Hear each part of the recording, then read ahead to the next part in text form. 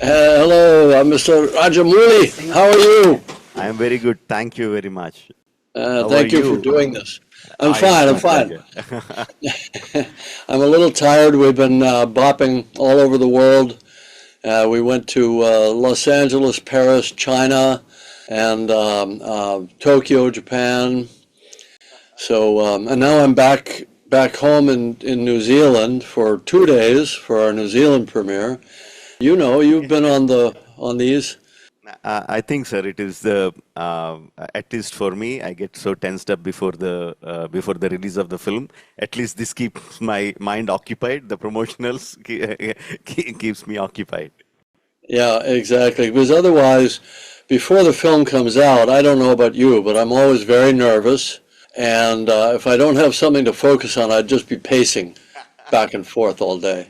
Absolutely the same thing here, sir. Well, I look forward to our dialogue. And once again, thank you for doing this. I know you must be very busy with Varanasi now. Yes, sir. But it's an absolute pleasure. All right. Well, if I can reciprocate, when your new film is coming to market, please keep me in mind.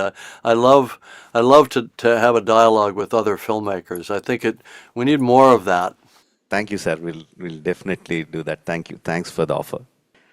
First of all, I would like to thank because you made me the first person, or probably the only person amongst 1.45 billion people, Indians, to watch Avatar Fire and Ash.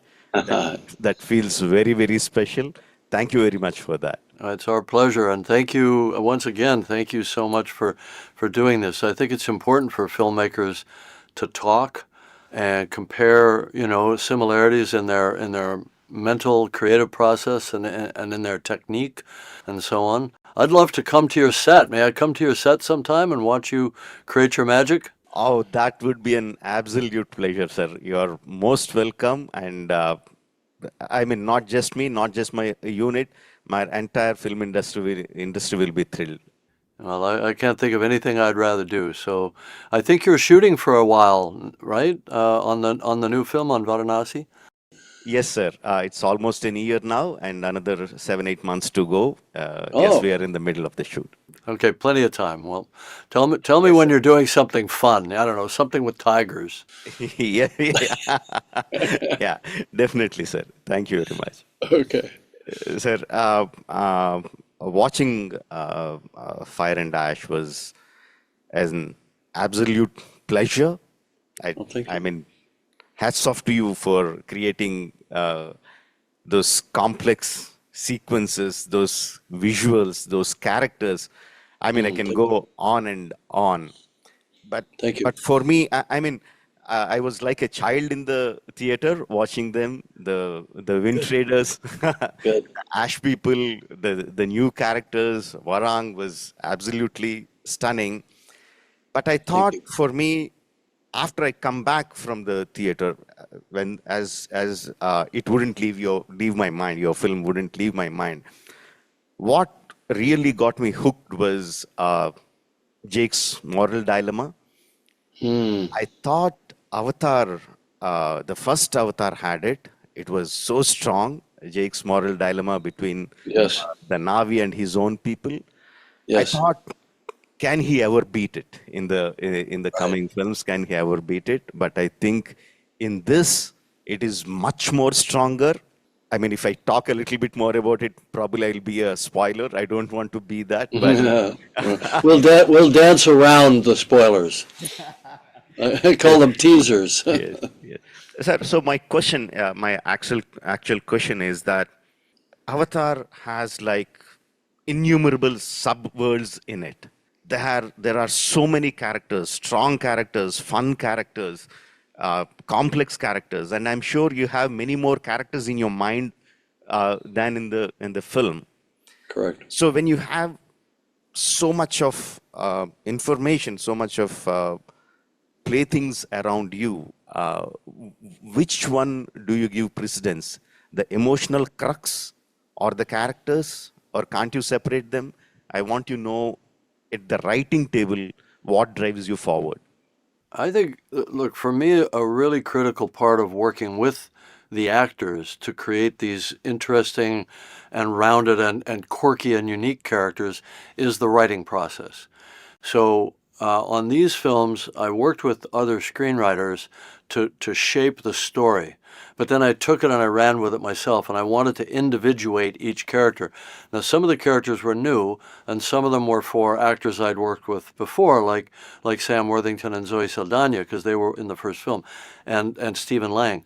And I wanted to hear it in the sound of the dialogue that I knew it would sound like coming from them. So and there's a lot of me in each one of the characters: the stern father, the misunderstood son, even the strong women. I don't know, maybe I was female in a number of past lives or something. For some reason, I can relate to that. But I think, the more likely explanation is that I've always been attracted to strong women. My mother was a very strong figure in our family, as is the case with a lot of people. So the writing gives me something useful to help the actors. I always believe it's the director's job. Yes, you're supposed to be the visionary and the architect and all that, but really in the actual moment of creation, it's really, I feel I'm just there to be helpful. What do you need? What helps you? What prompting or what discussion or what creative dialogue helps the actor in that moment. And every actor, as you know, is different, so you have to key in to their different creative processes. But it gives me a way to be useful to them, having written the characters and thought through all of these conflicts and I think of them as collisions. The characters are colliding with each other. Every scene there's some tension. Maybe they're attracted but something's keeping them apart. Maybe they hate each other like Jake and Quaritch, but maybe there's something that's pulling them together that has to be resolved. And it's those little discoveries when you go along in the writing process. One of my big discoveries, I love that you focus on Jake's moral dilemma, because that was a critical part for me. And to me, there are even dimensions within that. His dilemma is, I'm a warrior, I'm supposed to defend my people, but if I take them to battle on a big scale, as he knows he can do, he's done it in the past, if he gathers the clans together and if he takes the battle to the enemy, he knows they're technologically superior, they have vast numbers, and many of his people will die. And that's the great dilemma of leadership, right? And Jake has to resolve that for himself. But he also has the dilemma of being a father. He now can't be that young, reckless guy that just jumps onto a creature and tames it, and he's got a family, he's got a responsibility. And he knows if he brings them into battle, his own sons, his own children could die. But yet, and it kills him, it tortures him to not fight. And of course, as an audience, we want to see the gunslinger go out and dig up the guns and go back into town and shoot the bad guy. We know it's a myth that goes back thousands of years, the reluctant warrior, right? So I'm not creating new ground with that, but I thought that somehow juxtaposing him as the reluctant warrior and the father confronting a generational issue with respect to, being this legendary figure, I thought that might be an interesting problem. And Sam Worthington, from the first film to the second film, he became a father. He has 3 sons. So it was much more available to him to play the heartbreak of the loss of a child, which they're, coming out of movie 2 into movie 3, they're under this cloud or this shadow of loss. Anyway, thank you for that, because it's one of the things that was my focus as the screenwriter on this. As you were mentioning, two of the beautiful conflicts in the film was between Miles and Jake, and also, of course, between Neytiri and Varang. I'll Exactly. come to the first one. In the first film, we were very clear. I clearly hate Miles. But Right. as you slowly started going forward, and especially in Fire and Ash, I want to hate him, but I can't. I want to side with him. I want to love him, but I can't. So I Right. think you took a special affinity towards Miles. It feels like that. The conversations between Jake and Miles were like it happens a couple of times in the films. They were like beautifully written. There was fun. There was a lot of angst going through them, Yes. but the conversations were fun. They were beautiful. But I think you have a special affinity towards Miles. Did you start falling in love with him as you started developing the character? I think I always loved him, but I kept him very simple in the first film. And then I threw some obstacles in his path in the second film because he's sort of essentially reincarnated in a new avatar, if you will. He's taken flesh again, same personality, same mind, but now he's questioning, he has this big identity crisis. Am I still that guy who was human and hated this world and was at war with it? And now I'm in the body of my enemy? And how does he reconcile that? How does he reconcile having died with the memories of having been a father of this boy? And the way I played it, as you can see, and it plays out in the new film, is that he clings to that fatherhood as a way of cementing his identity, essentially saying to himself, yes, I am that guy. I am a legitimate extension of that guy. I am this boy's father. He chooses that. Even though in movie two, he kind of rejects it. He crushes his own skull to sort of try to tell himself, I'm a new person. I can be whatever I want to be. But he goes back, he's drawn back to that role and that character that he used to be. So I had a lot of fun with Stephen Lang um, around, creating Miles. And then obviously there's a new layer here, which is that Jake and Quaritch have to ally with each other briefly to try to protect Spider. So I kept sort of thinking, well, what is Spider? What is he in all of this? And I realized he's actually the intersection point of all the different character pathways. He's the one that glues together Quaritch and Jake in a way that becomes complex, because otherwise they're just two guys trying to kill each other for 3 hours, and that's boring, right? So that became more interesting. He's the one that gets caught in the middle of Neytiri's hatred of all humans. She becomes essentially a racist. For her, it's if you're blue, you're good. If you're pink, you're bad. And I just chose pink because, it could be pink, it could be brown, it could be some shade, some warm tone versus their beautiful navy blue. So Neytiri, Spider gets caught in the middle of all of her hatred. Spider has a relationship with Kiri, and Kiri becomes a very important character as well. So I suddenly realized that he was the glue that glues everybody together in this story, which puts a lot of pressure on our young actor, Jack Champion, to be very nuanced and to have all these different relationships. Yes. Neytiri, I mean, when we first saw her in the first Avatar, the first visual of her was like so beautiful. You fall in love with her at the first sight. And here in Fire and Ash, the moment you see her, you know that her heart is full of hatred, pain Yeah, of losing yeah, her yeah, son. yeah. Uh, uh, feels bad for her. That is not how you want to see her. Yes, exactly. Yeah. Yeah. And within few minutes, within 15, 20 minutes, we get to see Varang, and you immediately know these two women are going to come together. And from that moment, I am just waiting for the face off, waiting for the face off. How are these women going to come together? But the end that you gave, again, I can't give the spoiler, was like, wow, that really hit me hard. Thank you. Well, let me share an interesting story with you. So, I don't think I'm the best screenwriter in the world, and sometimes it takes me going through the telling of the story with my cast over a period of time to find things that other people would consider obvious in retrospect.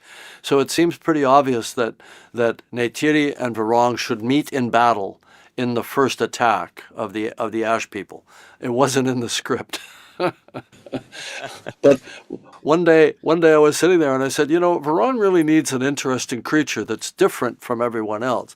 And that wasn't in the script either. So the designers ran off and they came up with this amazing kind of four-winged animal. And then I said, hey, wouldn't it be great if Neytiri and Varun fought in the middle? And everybody was like, oh, it's not in the budget, it's not in the script. I'm like, no, but it's going to be great, guys. Neytiri could just fly at her and they can fight like two eagles. And of course it's one of the best action moments in the film. But, to me, what's wonderful about the process is because performance capture is relatively inexpensive compared to live action, most of our cost is in all the finish work, trying to get the CG up to a level of some degree of photoreality. So the performance capture is relatively inexpensive. We just go on for months, finding our way through the story. And so we just made that up and we just captured it, and we had a lot of fun with that. So anyway, for me it's a constant process of discovery. I almost feel by the time I get in, and I don't know if you feel this as well, by the time I'm in post-production or very late in the process, I feel like the film is just telling me what it is. That I may have gone in with strong ideas, but as I get through it, it's like, all right, now the film is telling me what it must be. And I just need to accept it and go with it and try to reinforce that. I almost feel like the way an actor must feel working with a director, which is, okay, you come in with a lot of ideas, a lot of energy, a lot of passion, but at a certain point, you're going to get guided and shaped toward an end goal. I feel like that's happening to me. It's almost like the actor's energy is now coming back to me and telling me what the film is supposed to be. And I think we all grew up with the kind of the Hitchcock myth, right? That everything is perfectly architected, everything is perfectly storyboarded. And man, I would hate to live in that world for years on end. All the work's done up front. That's boring. Yes, absolutely, sir. As we start capturing the sequences, as we start putting them together in the editing table towards the post-production, the initial ideas, many times where we started, seems they are not working. A new shape is coming through, and Yes, it is very difficult for me to either bring the original idea to the form or just give into the new idea. It's a constant struggle for me. I can't make the right? choices so easily. Yeah. Well, this is where your filter, your very refined filter of sensibility that you've curated within yourself and with your team around you, that's where that comes into play, right? Does this fit or does it not fit? Does it does it push us further in the direction we're trying to go or not? And I would say that's instinct. As you were talking about VFX, I want to ask this question. Um, don't get me wrong. I have utmost respect towards the artists. I think they should be paid their worth, their time, their artistry. No doubt about it. But the VFX cost has been like shooting through the roof. I mean, what Yes. costed X dollars just a couple of years back, the same shot, the same complexity is suddenly going through like 4x, 5x. Yes. I mean, you have a big budget, probably you can absorb the cost, but for filmmakers No, like that, I it is mean, like, we do have a big budget, but it's going up. It's becoming unsustainable. and also on the other side, we are seeing the big studios, Rhythm and Hughes and MPC, the big studios are folding because they are not able to take the financial strain. So how do you propose, how do you think or suggest that is there a solution to this problem? How do we go forward with this? I think you're talking about the big existential risk of the current marketplace. You and I make films for theaters. Theater revenues have come down significantly globally due to initially COVID, but that really was just the opening of the door for streaming to start to reprogram people and habituate them to the convenience of taking in all their media in the home. And so we see about a 30 to 35% drop globally in revenues. At the same time, as you say, uh, VFX, all production costs are going up, but VFX are going up on almost a log curve. And a lot of the big vendors are going out of business. They're not able to have a positive margin. So I see this as a huge risk to the kind of fantastic, whether it's science fiction or fantasy or epic or historical films. I'm even thinking like a Titanic. These are the kind of films that it won't be possible for studios to greenlight anymore. And that really worries me. And I don't think there are easy answers. I think we just have to continue to fight to defend that amazing experience in the cinema, because I think the cinema experience is sacred. Streaming's fine.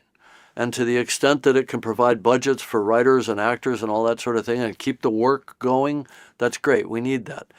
As long as the audience remembers that there's something that happens in a theater that isn't like in the home. And people always talk about the communal experience. I think that's part of it. But I think it's a question of the balance of control. When you're in the home, you have you can pause it, you can stop. You've got a remote, or if you're consuming it on a smaller device, you can pause it. So you don't have that unbroken chain of experience coming in through your senses, right? And I think it's that thing of, if you want to have that sense of transport, that sense of wonder, going to another place, inhabiting other people, because that's really what we do in the theater. We inhabit other people through these wonderful actors, through these performances, because our minds are programmed with, some kind of mirror neurobiology that says, I'm going to feel what you feel. If I see you emoting, I'm going to feel what you feel. So the depth of that feeling, I believe, is much greater in a cinema than it is in the home. And we have to defend that. I mean, we could get into the details of the business, and maybe generative AI may play a role in bringing costs down and so on. But the important thing, I think, is for us as a civilization is to keep that flame of cinema, of this incredible art form, keep it alive. Yeah, I see a common connection in Pandora. When once we enter into the cinema, I think all of us get interconnected. All the audience get interconnected with each other. Not physically, but all of us are in the same emotional plane or something. Like we get connected. Coming to that point, I don't know whether if you remember, Avatar had the single most biggest collection from my city, Hyderabad, IMAX, Prasad's IMAX. The Avatar ran for 1 year. Wow, that's great. At the IMAX, at the IMAX in Hyderabad. Yes, Wow, IMAX fantastic. in Hyderabad. It's no longer IMAX. That's a different issue, but at that time it was. So you were talking about the cinematic experience. I'm coming to that problem. So the big ticket films like Avatar or all the big entertainers are still finding the footfalls for the audience into the theaters Yes. in the big screens, but the big screens form a very small percentage of the overall theaters. And yourself mentioned the footfalls are coming down. So what do you think we should that should be done to increase the audience interest in coming to the theaters and watch the films? Is it the sole responsibility of the content makers to create such a content, or is there something that can be done in the exhibition sector itself? Can be something radically be done with the theaters that the audience find it interesting to come to the theater to watch the films? I think, and I'm going to propose a small partial solution. I think in terms of the quote unquote content creators, you and I mean, we pour our heart and soul into these massive films and we employ thousands of people. I don't know what we could do more than what we already do, frankly. I think we should look at maybe reducing the barrier to entry to young people coming in as filmmakers with VFX. Maybe generative AI can help with that, maybe some other solutions. Democratize the tools and let more people be doing the type of fantastic filmmaking that you and I do. I think that's part of it. But the partial solution that I would offer is, in the home or on any device anywhere, streaming is a 2D medium, whereas theaters can be a stereoscopic 3D medium. And everybody sort of feels like, well, that had its day and then it faded down, and there are a few exceptions that come along from time to time. But it really wasn't done properly when it was at its apex. And it was held back by two things. One, the studios made a conscious decision to assert control by doing conversion in post-production versus shooting natively, and that limited the quality of the 3D itself on the screen. And secondly, the exhibitors have never properly stepped up in putting in the new projection technologies that allow the image to be bright enough in the theater. If you solve those two problems, then everything could look like Avatar. I mean, maybe not in terms of the world building, but in terms of the image clarity and quality. And that's something that you can't have in the home. So to me, that's part of that premium experience that separates the movie theater from the home experience. We could revisit that as a solution. And by the way, you and I should talk about shooting in 3D. I want to see you. I want to see those slow motion tigers coming at me, in 3D, and everything else that you do so beautifully and so wonderfully. But I have What? one final question. Before I ask the question, one thing is like I'm really looking forward to go and watch Avatar again, Fire and Ash again, with lots and lots of people all around me, getting connected with them emotionally, but watching your Right. masterpiece on screen. Just Oh, can't wait thank to you. see it. My last question is like uh, one terrifying thought that's been there on the minds of on my mind and lots of filmmakers around the world like me about this generative AI disrupting the process of filmmaking. So do you think, are we in the near future or far future or whatever future, are we at a place where the visuals can be created the exactly way that you envisioned on paper by using the text prompts or image prompts? And if it happens, what happens to the creative artists? What happens to the content creators Exactly. like us? So I want your thoughts on that. I I want to be. I need to be very clear in my wording around generative AI. We've never used it on the Avatar films. Our process is a very linear process. It starts with writing, it goes through acting, and then we take those captured performances and then we build on them. We don't change the performance at all, but we just build the world around it, and we do all the lighting and the cinematography as a kind of a downstream process. So it's a bit of a strange process, but it's effective in creating these characters and these stories. I believe that generative AI is very dangerous if it eliminates that sacred process of working with and through the actors to tell stories, because I find that to be a feedback process that's very positive for me and for the film. And I would say to young filmmakers that are drawn to these inexpensive tools that allow them to get their thoughts, their imagination into an image very quickly, I would say stop, spend time with actors. Some of them don't even think about acting. They don't, I mean, there are young filmmakers coming up that they don't even know any actors. They think they can bypass that step. This is very dangerous, and I don't want to see those movies. And the reason I say that is because generative AI is trained on everything that's ever been done, but it can't be trained on that which hasn't been done, right? So you could go give a text prompt to a Gen AI model and say, show me something that looks like Avatar. It can do that. It couldn't do that before 2009, had it existed then. So what else is coming out of people's imaginations, out of their dreams, out of their imaginative process that it will not have been trained on? So that's one thing. And the other thing is, if you take everything that's ever been done and you put it into a blender and you turn it into a sludge, then you're always only going to get the average. You're not going to get the individual lived experience of an individual actor or an individual screenwriter or director, right? So you'll never get the unique, the strange, the quirky, the dysfunctional, whatever it is, that particular tiny lens that creates something totally unique. So it's limiting. So what you're going to get is the equivalent of network procedural cop shows and medical shows and all that sort of thing. And we've learned to accept mediocrity in a lot of our entertainment, but that's not what we go to the movie theater for. So I don't think it can ever actually just create that which you see. But I do think there are tools that can be created within that we can plug into our existing VFX workflow to deal with the problem that you've mentioned, which is because it's about human labor, right?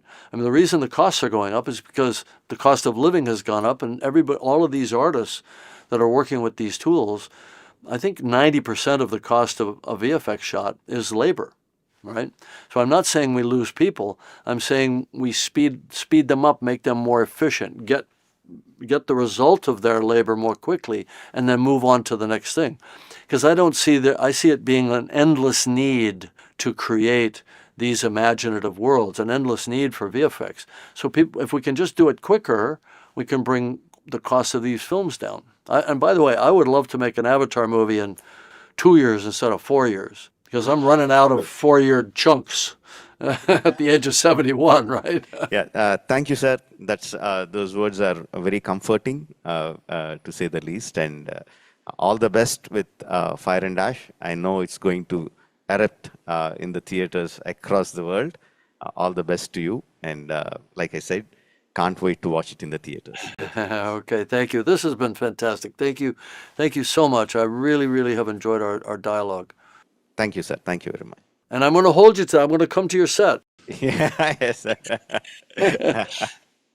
You can give me a camera. I like to operate. I can get some shots for you. Some second unit, maybe.